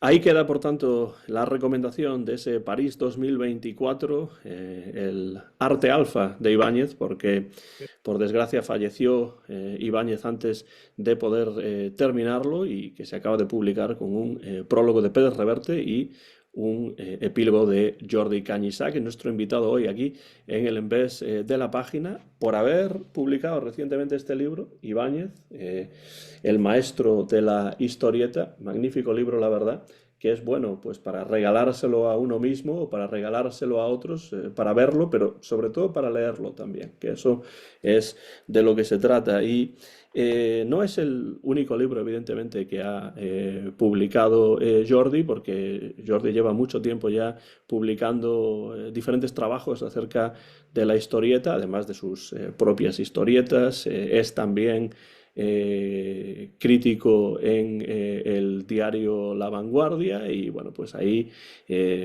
publica entrevistas, artículos, críticas y todo ese tipo de cosas y además hay una novedad que no es un nuevo libro, pero sí una reedición de un libro que él escribió ya hace unos años que desde luego me parece un libro muy interesante sobre el que quién sabe, quizá en algún momento podríamos hacer una conversación específica sobre este personaje, otro grande de la historieta en España, que es Raf, y tú publicaste una biografía, un estudio acerca de Raf que ahora se reedita. Háblanos un poco acerca de Raf para quien quizá no lo conozca tanto, porque desde luego no es tan conocido como Ibáñez, pero sí que lo conocen quienes pues aman la historieta publicada en España. Sí, Raf, además era un gran amigo de Ibáñez. Los dos empezaron antes de Bruguera, coincidieron trabajando antes de Bruguera juntos en la revista La Risa. Entraron juntos en Bruguera. Raf incluso entintó una historieta larga de Mortadelo y Filemón, una que tiene un dibujo muy especial y te das cuenta de que ahí hay una mano muy potente con mucha personalidad. Es una historieta que se llama Las Embajadas Chifladas. También hay alguna historieta corta, pero sobre todo esta larga, Las Embajadas Chifladas, que es como un Mortadelo visto por Raf, ¿no? Y bueno, pues casi que yo creo que el problema fue que no lo firmaron juntos, ¿no? Hubiera sido, yo creo, más transparente firmar esa obra a medias, porque cuando hay un autor que tiene tanta personalidad, pues lo mejor es explotarlo y hacerlo. Pero igual era demasiado avanzado, ¿no? Ahora sí que se hacen estas versiones de personajes y en cambio en esa época no. Pero sobre todo Raf fue el creador de una serie muy popular y muy british y con un humor muy distinto al resto de series de Bruguera, que era Sir Timoteo. Sir Timoteo es una especie de entre Conan Doyle y, bueno, entre Sherlock Holmes y Miss Marple, porque yo creo que tiene un poco de todos, porque la apariencia es de Sherlock Holmes, pero la capacidad de entrometerse y meterse ahí donde nadie le pide nada es mucho de Miss Marple, pero evidentemente de una forma cómica, con humor, con meteduras de pata y sobre todo con una capacidad de Raf de dibujar los pueblecitos ingleses, ¿no? La campiña inglesa con un estilazo, con un amor, porque a Raf le encantaba salir de la capital, ¿no? No solo Londres, sino sobre todo la periferia de Londres, ¿no? Y esas casitas bajas con sus jardines y tal, eso le encantaba. Y Raf en su obra, en Sir Timoteo, transmitió ese amor por, por, eh, por la Inglaterra que le gustaba, por la Gran Bretaña que le gustaba, ¿no? Bueno, era un dibujante extraordinario, Ralph, la verdad. Lamentablemente poco conocido, no tan conocido como Ibáñez, porque sus creaciones no fueron tan populares como las de Mortadelo, pero sí Timoteo es una grandísima creación, es una creación que no caduca, que no está en absoluto anclada en nada del tiempo, o sea, no hay que explicar, contextualizar nada, porque es humor, es historieta detectivesca, es humor absurdo, son unos personajes, porque la gente que hay en ese universo, que hay muchos personajes, son encantadores, y entonces uno se enamora del estilo de Raf y del trabajo de Raf. Y aparte de eso, Raf hizo otras series, hay una serie que me encanta, que la hizo después, que es Mirlo y Violeta, que para mí es una obra absolutamente maestra. Nostalgia está del lado de Sir Timoteo, evidentemente, pero casi que diría que, siendo rigurosos, casi que diría que Mirlo y Violeta es una serie aún mejor porque es un Raf de madurez, con total libertad, bueno, con la capacidad absoluta de dibujar como quiere y de hacer un humor que quiere. Es una maravilla. Raf dibujó para Pulgarcito, pero dibujó para La Conveniencia, dibujó para TVO. Tiene una carrera extraordinaria también para reseguir. Por eso la biografía de Raf yo creo que tenía interés, porque él trabajó para extranjeras en Gran Bretaña, ¿no? En un momento bueno, que vio que las condiciones económicas en Gran Bretaña eran mejores que en España, entonces trabajó por agencias. Su periplo vital y profesional creo que encaja mucho con una serie de autores españoles que también tuvieron que publicar en el extranjero para vivir, ¿no? Por eso la figura de Raf me apetecía desde muchos puntos de vista, ¿no? No solo porque es un grandísimo autor, sino eso, porque su experiencia vital pues, toca muchas cosas, ¿no? Acabó publicando en El Jueves, ¿no? Que es ya otro tipo de humor, un humor más político, más social, ¿no? Raf estuvo en muchísimas revistas de la transición también, es un autor muy interesante, que a través de su biografía creo que podías llegar a explicar una serie de décadas de la historieta española, y eso también me interesaba mucho. Este es un libro que estaba descatalogado y que ahora se reedita. Sí, ¿Cómo surgió es la idea? Ahí está un libro ahí está. gordo, es un libro gordo de más de 400 páginas, eso sí, muy ilustrado, hay mucha página doble o páginas enteras de historieta, porque me interesaba que se viera la obra de Raf, ¿no? Y la obra de Raf es tan variada que no te puedes quedar solo en la idea de que es Sir Timoteo, sino que hay más. Tienes que ver lo que hizo en Inglaterra, tienes que ver lo que hizo en Chile, tienes que ver lo que hizo en países nórdicos, lo que hizo también para revistas catalanas como el Infantil. Vas viendo que hay estilos diferentes, hay 1000 estilos dentro de Raf, ¿no? Y eso quería enseñarlo. Por eso es un libro grueso, pero es un libro muy ilustrado con más de 100 páginas de historietas para disfrutar de Raf. Para la audiencia que puede estar interesada, ¿qué editorial publica el libro y cuál fue la génesis de este libro? Es decir, ¿por qué o cómo surgió el proyecto de escribir esta biografía en su momento? Esto lo publicó y lo reeditará ahora Maníaco, a Maníaco Ediciones, estará disponible en su página web, en amaníaco.com. si no se encuentra en otros sitios, y surgió de la inquietud, me parecía un autor magnífico y no había nada publicado, como pasa con tantos autores españoles, ¿no? Que no hay de historieta, ¿no? Que no hay nada publicado. Y empecé a investigar. Incluso debería que al principio la idea era hacer un artículo. Inocente de mí, pensaba que bueno, un artículo ya lo solucionaríamos. Y luego, pues la verdad es que empecé hablando con su viuda, luego con su hija, luego con amigos, con el mismo Ibáñez hablé también para que me hablara de RAF, hablé con todos los dibujantes que en esa época pude encontrar y que habían coincidido con RAF, con Alfonso Figueras, con Nadal, con tantos otros, ¿no? Que me explicaron cosas, editores también, y bueno, pues fui sumando piezas a ese puzzle y claro, la cosa pues cobró una dimensión que no me esperaba hasta que vi que esto ya no podía ser un artículo, tenía que ser un libro y la verdad es que quedé muy contento de la investigación porque me permitió hablar con muchísima gente, ¿sabes? Y entender un periodo muy importante de la historieta española. Evidentemente, Raf viajó a lo largo de su vida muchísimo más que Ibáñez, pero ¿en qué sentidos hay divergencias y en qué sentidos hay semejanzas entre estos dos grandes de la historieta española? Yo creo que la gran diferencia ahí de Raf es que Raf tenía muy clara su conciencia, digamos, de tener un estilo personal y era insobornable con esto, ¿no? Y no transigió nunca.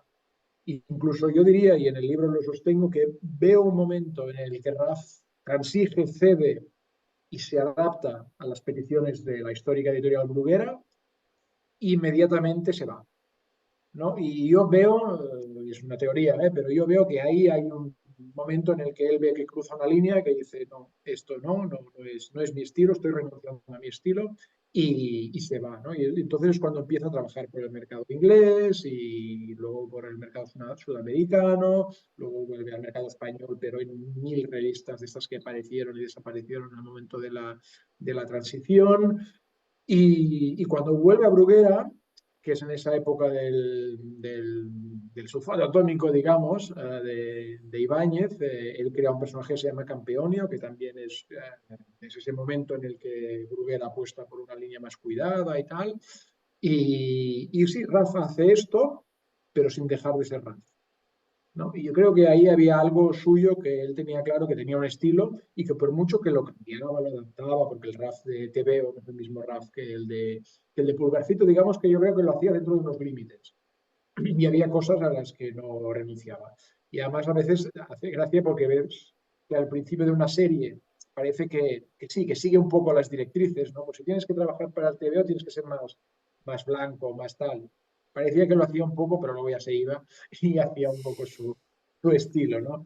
Y yo creo que es un autor con una grandísima personalidad, que nos dejó pues, bueno, portadas, por ejemplo, portadas de anuarios, de almanaques, de Tío Vivo, de Pulgarcito, de la revista Mortadelo, de Mortadelo Especial, un montón de portadas. Además, él trabajaba el color también, eso también es una diferencia. Él trabajó el color directo y, y la verdad es que tenía una cantidad de registros inmensa, una capacidad por la caricatura extraordinaria. Cuando publicó en el Jueves, ahí se explayó haciendo caricaturas de políticos, de los propios dibujantes. Hay caricaturas muy buenas de la época del Jueves, eh, retratados por Ralph y bueno, yo creo que tenía una personalidad en el trazo tremenda y ahí sí que notabas, por ejemplo, que cuando Ralph le entintaba a alguien las páginas, que no era él quien entintaba, Ujú. perdían, ¿no? Perdían. Y se perdía algo de su alma, ¿no? Y cuando en cambio era él quien entintaba, que yo tenía una fuerza, era un autor que como que desgarraba el papel, ¿no? Que tenía una capacidad de trazo que dejaba ahí algo, dejaba una impronta muy marcada, muy fuerte. Sí. Al libro reciente de Jordi sobre Ibáñez, el maestro de la historieta, hay que añadir esta reedición, que además viene muy bien porque da la oportunidad de conocer más a un autor menos conocido que Ibáñez, esta reedición de la biografía de Rafi. Yo antes enseñaba este volumen de 13 Rue Ujú. del Percebe, que es la edición integral, todas las planchas que se han conseguido recopilar.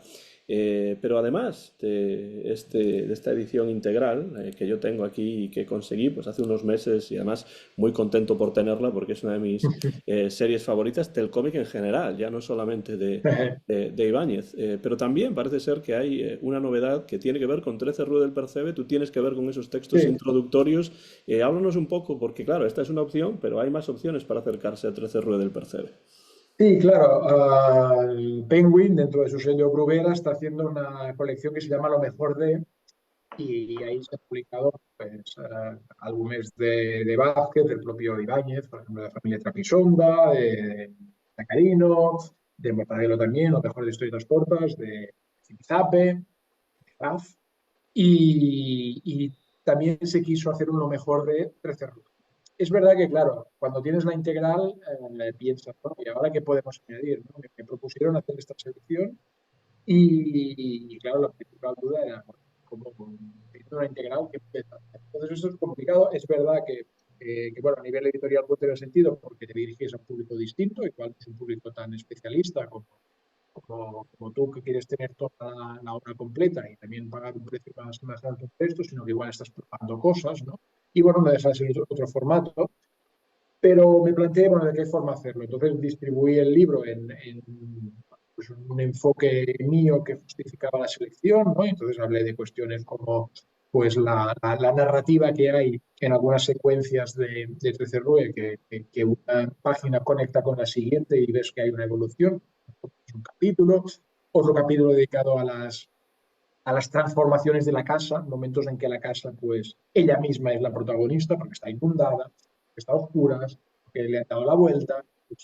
Porque Esos le han momentos, robado todo lo que estaba dentro. exacto, esos momentos en que la casa, el edificio es protagonista, a mí me encantaban esos momentos. Yo recuerdo que a mí desde luego me encantaba, pero cuando llegaba el día que era especial la casa, bueno, ese día era fiesta, ¿no? Entonces esto también es uno de los capítulos o lo que ahora diríamos los crossovers, ¿no? Cuando se cruzan personajes de otras series.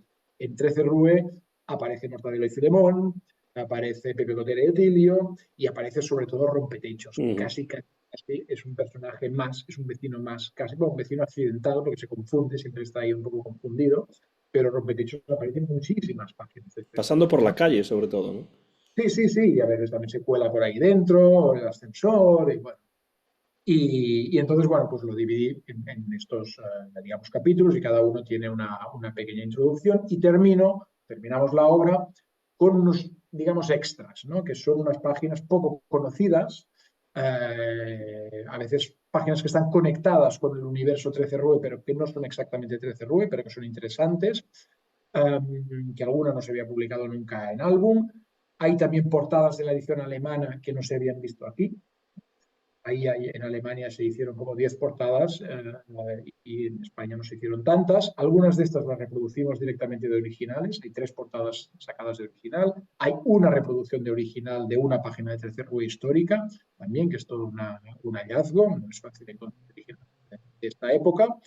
Con lo cual, bueno, pues damos un plus. Si alguien como tú tiene ya la integral, pues bueno, igual le va a picar la curiosidad y va a Ujú. tener unos extras ahí que merecen la pena. Y además hay un prólogo magnífico del novelista Javier Pérez Andújar, eh, que con su estilo y con su soltura habitual, pues hace un retrato de los tipos que hay ahí en la 13 Rue y claro, es el prólogo del libro y también, por Sí, supuesto, aporta sobre todo los experiencia. textos. Es interesante tener los textos porque yo recuerdo que en un antiguo superhumor tenía pues muchos de los 13 Rue del Percebe. No, creo que ahí no venían todos, desde luego que no venían todos, pero sí que había muchos.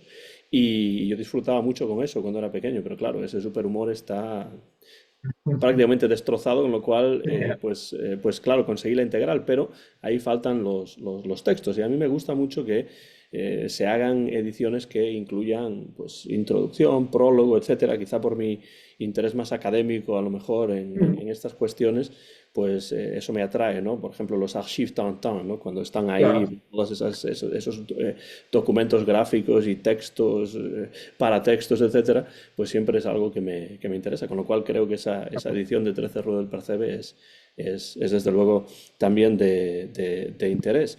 Eh, Jordi, realmente tengo que decirte que yo sabía prácticamente por haberme comunicado contigo a través de redes sociales que me lo iba a pasar muy bien en esta conversación. Tenía la idea de que iba a durar bastante también y así ha sido. Yo me lo he pasado de maravilla y estoy seguro de que a la audiencia le parecerá una conversación muy interesante y sobre todo espero que se acerquen por este libro y bueno, por los otros que has mencionado también, la biografía de Raf que ahora se reedita y esa selección de 13 Rue del Percebe, pero la excusa que teníamos hoy para charlar era este libro, El maestro de la historieta Ibáñez, un magnífico estudio de Jordi Cañizá acerca de la obra, del trabajo, del quehacer historietista de Ibáñez y que realmente voy a recomendar una vez más, ya lo hice al principio de la conversación y termino la conversación también recomendando este libro que para todos los aficionados a la historieta y a la obra de Ibáñez en particular, pues es un libro desde luego necesario e imprescindible. Jordi Cañizá, muchísimas gracias por estar aquí en el Envés de la página y bueno, esperamos en un futuro volver a encontrarnos y hablar de otros temas, quizá de RAF o de cualquier otro interés que tengamos en común. Seguro que sí, muchas gracias, Antón. Ha sido un placer, de verdad, y estoy encantado también que el libro de Ibáñez está aquí en Estados Unidos y bien cuidado en la biblioteca. Eso siempre es un placer, ¿no? Porque al final esto es para compartir y para que llegue al máximo número de lectores. Gracias por tu interés y seguro que encontramos pronto nuevas excusas para hablar. Moltes gràcies y una abrazada. Muchas gracias. Venga, hasta luego. Chao. Este ha sido un nuevo episodio del En vez de la página, podcast de libros que se emite en mi canal de YouTube Antón GF. Soy Antón García Fernández, mío y también de Jordi Cañizá es el copyright de este vídeo que se publicará muy pronto en mi canal de YouTube y en el que hemos charlado acerca de, sobre todo, la obra de uno de los grandes de la historieta en España, que es Francisco Ibáñez. Les recomiendo que se acerquen por ese libro, El maestro de la historieta Ibáñez, o por cualquiera de las múltiples obras de Ibáñez, que son todas interesantes y que por suerte se van a ir, eso parece, reeditando todavía en mejor calidad para los aficionados y para quienes quieran acercarse por esas obras por primera vez también. Soy Antón García Fernández y el invitado ha sido en esta ocasión Jordi Cañizá en el Envés de la página. Si tienen algún comentario, dejen por la parte de abajo del vídeo sus comentarios y entraremos en una conversación acerca de lo que aquí hemos comentado en este nuevo episodio del Envés de la página desde Jackson, Tennessee. Me despido ya, soy Antón García Fernández. Hasta la próxima ocasión.